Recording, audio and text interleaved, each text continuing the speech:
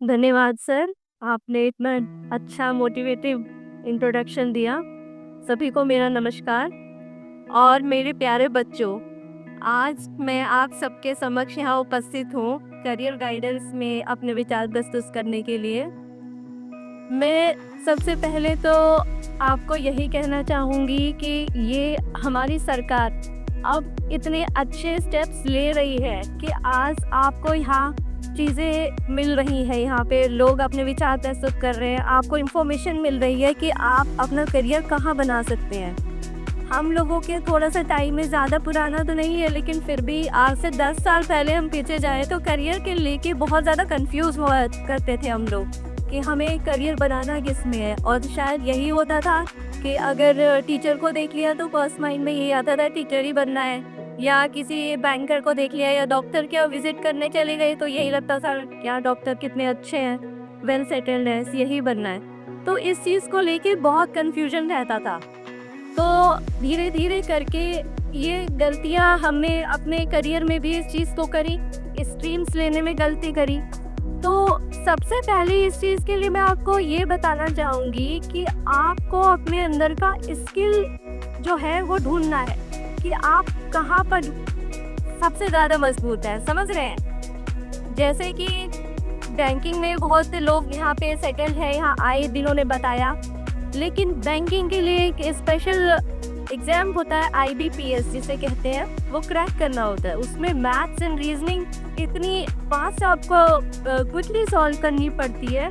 Anyone can not able to solve this in very short span of time. ये चीज़ बहुत skill होता है, एक ये गॉड गिफ्ट है, कुछ लोग बहुत इजीली कर लेते हैं। But I have also entered in this exam but I didn't qualify in many times. मुझे लगा मैंने बैंकिंग की भी तैयारी करी थी बट मैं नहीं हो पाई because of this, because I have not have very good skills in maths and reasoning. So मैंने कितना भी ट्राई किया, मैं उसमें नहीं अच्छे से आ पाई। But after some time I have move on to this PCS civil services examination. I have come through on this, I have tried it once and more times, but later on I thought and I believe that कि one day I will crack this exam, and this happened because मेरा जो skill था वो उसमें ना होके, maths reasoning में ना होके और GS में था। जो आपके GS आते हैं, GS में 4 सब्जेक्ट्स आपके आते हैं, उसमें हमारी कंट्री के बारे में या जनरल अवेयरनेस के बारे में सब कुछ होता है। तो वो उसमें मुझे रुचि थी जानने में, तो वो मैं इंटरेस्ट से पढ़ती रहती थी। तो ये चीज़ होता था, चाहे 4 घंटे निकल जाए चाहे 5 घंटे निकल जाए, आई नेवर फील बोर्ड। तो ये एक स्किल होता है, ये पहचानना आपको बहुत ज़रूरी है। तो आप किसी के प्रेशर में आके, किसकी पेरेंट्स कह रहे नहीं डॉक्टर बनना है, आपने बायोलॉजी ले ली, ठीक है, आपको बायोलॉजी में इंटरेस्ट नहीं आ रहा, या आपके फादर ने कह दिया इंजीनियरिंग में ही जाना है मैथ्स में, लेकिन आपको समझ में नहीं आ रही, तो वो चीज़ आप लोग सब अपने आप को समझिए कि आप किस में अच्छा परफॉर्म कर रहे हैं और अपने पेरेंट्स से बात कीजिए कि हम जिसमें अच्छे हैं हमें उसी में ही बढ़ने दिया जाए, ठीक है। ये आपकी जिम्मेदारी है कि आप किस तरीके से इस चीज़ को समझेंगे। और स्पेशली गर्ल्स के लिए देखिए, मैं ये चीज़ कहना चाहूँगी कि आप लोग अपने आप को कभी भी वीक मत समझना। गर्ल्स भी आज बहुत अच्छे उस पर प्लेस हो रही हैं, और ये जो चीज़ें हम लोग कहते हैं कि गर्ल्स के लिए बाउंडेशन होती है, हाँ, little bit it harder for girls and women to become settled, but इतना भी नहीं है। अगर आप कोशिश करेंगे तो at any age, at any circumstances, you can crack any exams. And this is the example front of you, because at age of 34, I have cracked UPPCS. So this is the all what I want to say कि आप अपने आप believe कीजिए, और जो भी आप काम कर रहे हैं उसमें आप डिसिप्लिन लाइए।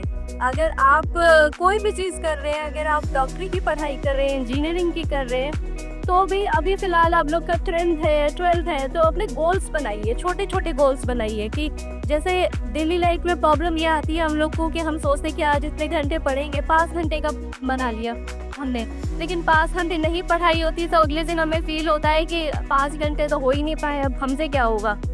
अगले दिन से सोचते छोड़ो कल से पढ़ेंगे। तो गोल उतना बनाइए जितना हो सके।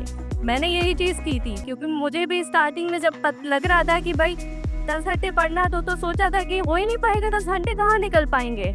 लेकिन शुरुआत में यही किया कि सोचा नहीं, चलो आज 1 घंटे से शुरू करते हैं। When I have completed 1 hour, मेरा मोटिवेशन और बढ़ा।